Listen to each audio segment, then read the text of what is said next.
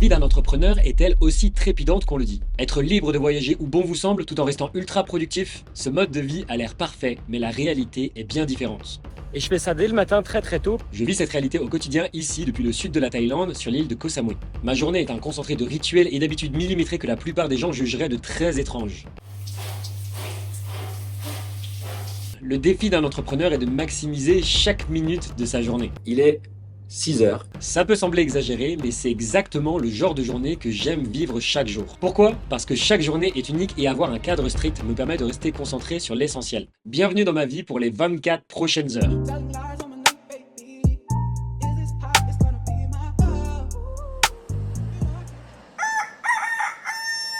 Bonjour, il est 6 heures et c'est l'heure de la douche froide pour vraiment bien se réveiller. Au début, c'était une véritable épreuve, l'eau glacée qui brûle la peau, mais j'ai appris à me motiver grâce à la règle des 5 secondes. 5, 4, 3. Et à 1, je me jette sous l'eau froide sans réfléchir. Je respire très fort et très vite comme un phacochère qui ferait une crise d'asthme. Cette hyperventilation m'aide à réveiller mon corps brutalement après la nuit. Avec le temps, j'avoue que je commence même à kiffer ces douches froides de bon matin. Bon, eh bien, il est 6h15 à peu près. Je viens de prendre une douche froide, ça m'a bien réveillé. Et là, on va partir méditer au bord de la plage. Let's go. Je te préviens, je partirai pas sans toi. 6h15, j'arrive à la plage pile à l'heure comme d'habitude. J'aime bien quand les choses sont millimétrées. Ça fait partie de ma personnalité, je suis quelqu'un d'assez carré, j'aime bien quand tout est en ordre et discipliné. Donc je vais méditer dans cette petite cabane là, pour méditer sur ce siège et face à la mer. En gros, je me concentre sur ma respiration et j'essaye de laisser passer mes pensées sans m'y accrocher et de me concentrer sur le moment présent.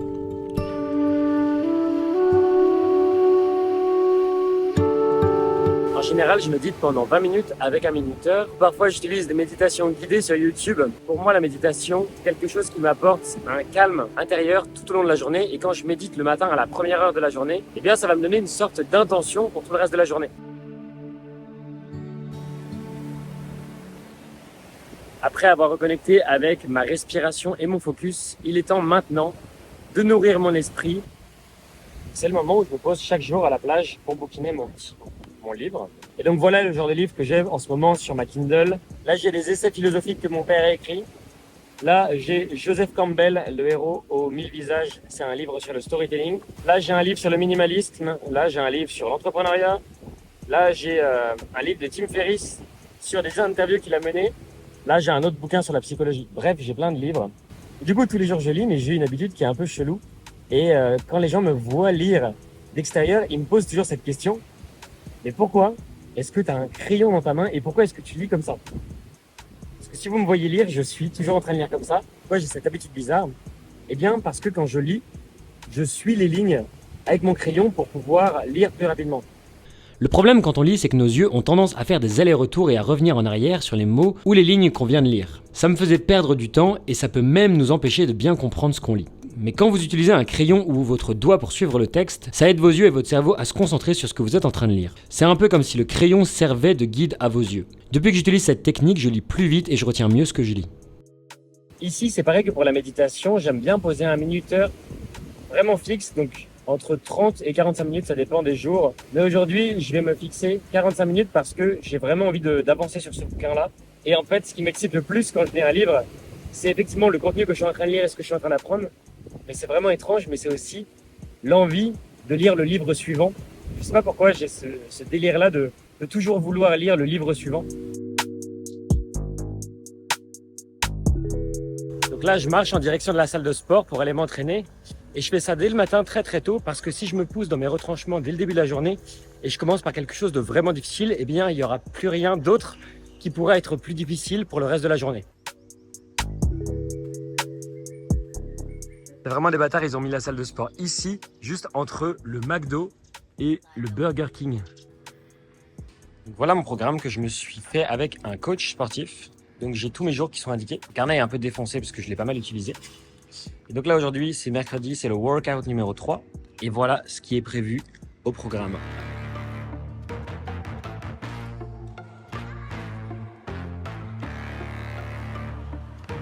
Yeah. Money make the world go round. I'm trying Quand je fais du sport, j'aime bien écouter un podcast. En ce moment, j'écoute My First Million. Je trouve ça vraiment très intéressant. C'est le principe du garbage in, garbage out. Et le podcast, c'est un bon moyen d'apprendre des choses passionnantes tout en faisant mon sport. Mais sinon, des fois, quand je commence à être en difficulté, que je trouve que ça commence à être vraiment être chaud, je mets de la musique, donc j'écoute du rap. Donc là, en ce moment, je suis en train d'écouter du Giorgio.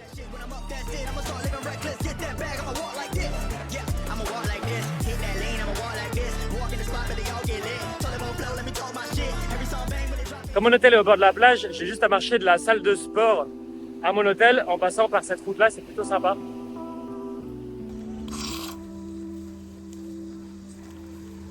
J'adore.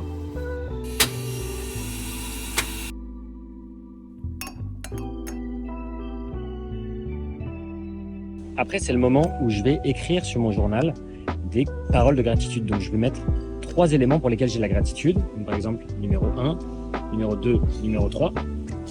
Je vais également noter tout ce qui est objectif. Donc là, j'ai une session carrière, santé, relations.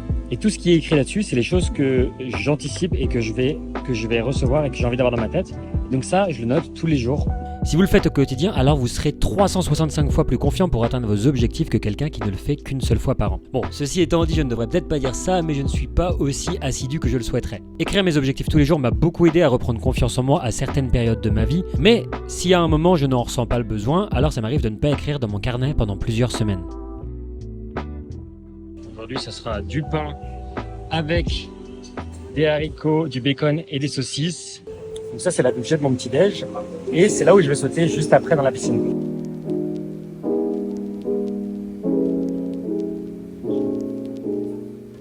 J'étais sur le chemin pour rentrer à mon hôtel, mais là-bas, il y a un mec qui était en train de faire le ménage.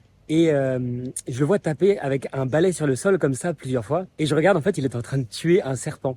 Donc voilà, là où je suis en train de marcher en ce moment sur le sable là, il y a des serpents qui passent et faut faire attention. Donc prenez garde et méfiez-vous des serpents en Thaïlande. Bon c'est parti, j'ai tout ce qu'il me faut pour commencer ma journée de travail. Je pars en direction de la plage pour installer mon setup et on se retrouve là-bas. Et donc ici c'est le spot où je vais me poser pour travailler. Donc, ce que j'aime bien, c'est que c'est vraiment sympa parce qu'on est vraiment juste en face de la mer. Et un autre truc qui est sympa, c'est qu'il y a régulièrement des écureuils dans les arbres. Donc, si on regarde là-dessus, au-dessus de moi, tiens, regardez. J'en vois un juste là-haut. Il y a des écureuils partout. C'est impressionnant. Maintenant, il est temps de nous préparer pour notre travail et ce qui nous attend après. Et donc, qu'est-ce que j'ai dans mon sac à dos? J'ai une petite gourde de protéines, un trépied pour pouvoir poser mon ordinateur et le surélever un petit peu. C'est très important parce que ça permet de ne pas avoir de problème de dos et de se pencher comme ça sur son ordinateur quand on travaille, c'est vraiment pas bon. Ensuite, j'ai mon fameux clavier des familles qui est vachement bien, qui est connecté en Bluetooth, le MacBook, une souris Apple, un petit verre de jus d'orange, une bouteille d'eau. Il faut savoir que je change tout le temps de lieu de travail. Donc là, aujourd'hui, je suis là. Un autre jour, je vais être dans un autre café. Un autre jour, je vais peut-être travailler dans ma chambre. Et c'est assez particulier parce qu'en ce moment, je suis en déplacement sur une île thaïlandaise qui s'appelle Koh Samui. Mais parfois, je suis à Chiang Mai, parfois, je suis à Bangkok, parfois, je suis dans un autre pays, parfois, je suis en France. Donc maintenant, je vais plonger pour quelques heures dans une séance de deep work. Il est 9h01.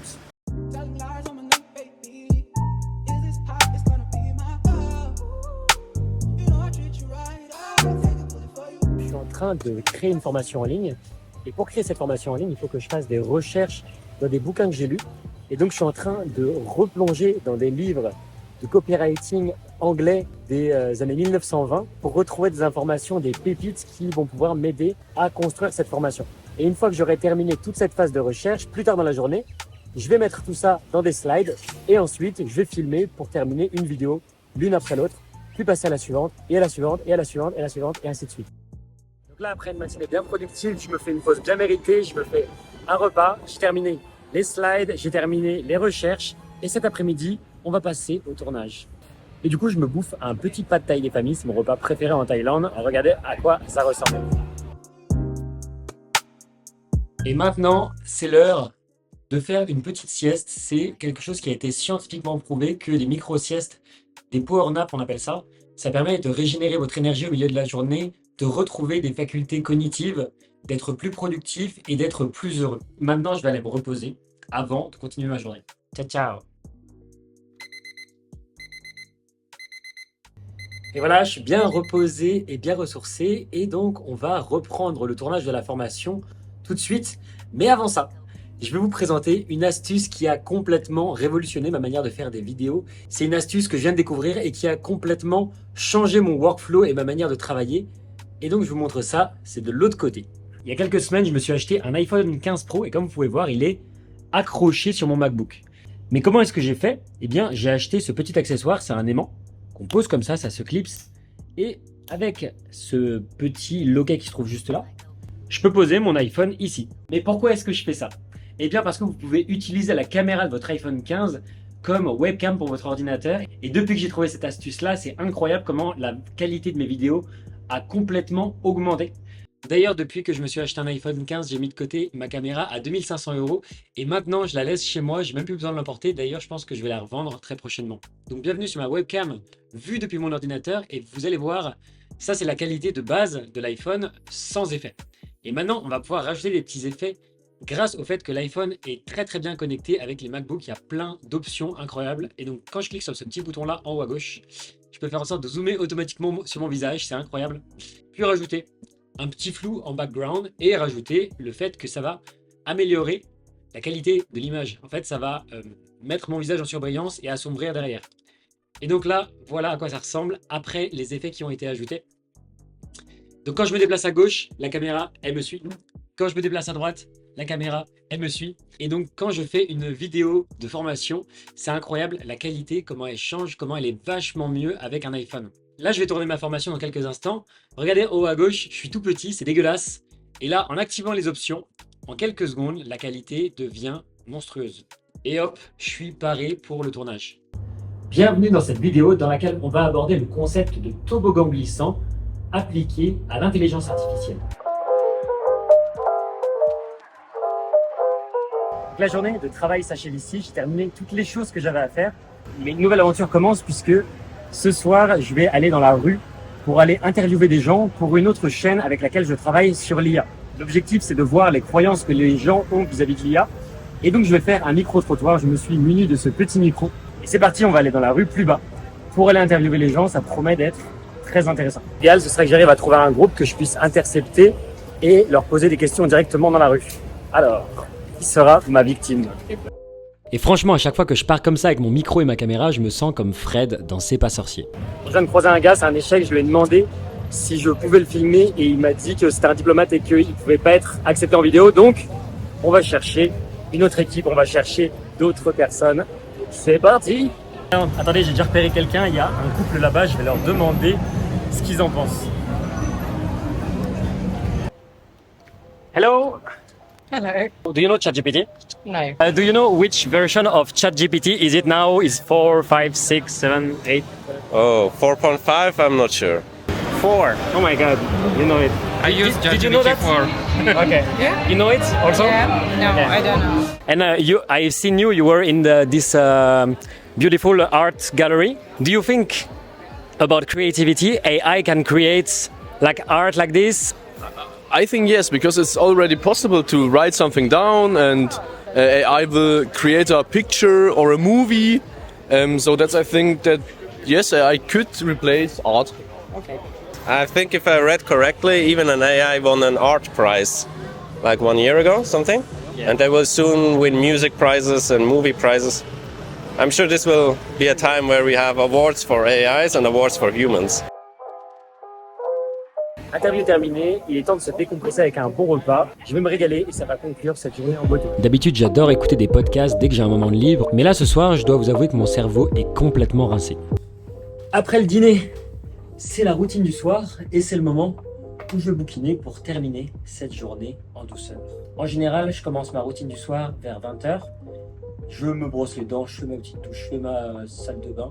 Et après, avec le temps qui me reste, eh bien, je lis jusqu'à 21h, parfois 21h30, et je fais dodo. Donc là, je vais continuer mon bouquin. Je pense que j'ai le temps de lire plusieurs chapitres. J'active le mode dark pour être sûr que mon écran ne me défonce pas les yeux. Notre voyage de 24 heures touche à sa fin. C'était une belle journée. Il s'est passé plein de choses. On a bien bossé. Demain, je réattaque la même chose. Et donc, il est l'heure pour moi d'aller me reposer parce que demain matin, eh bien, je me lève à 6h du matin. Good night. Ciao, ciao!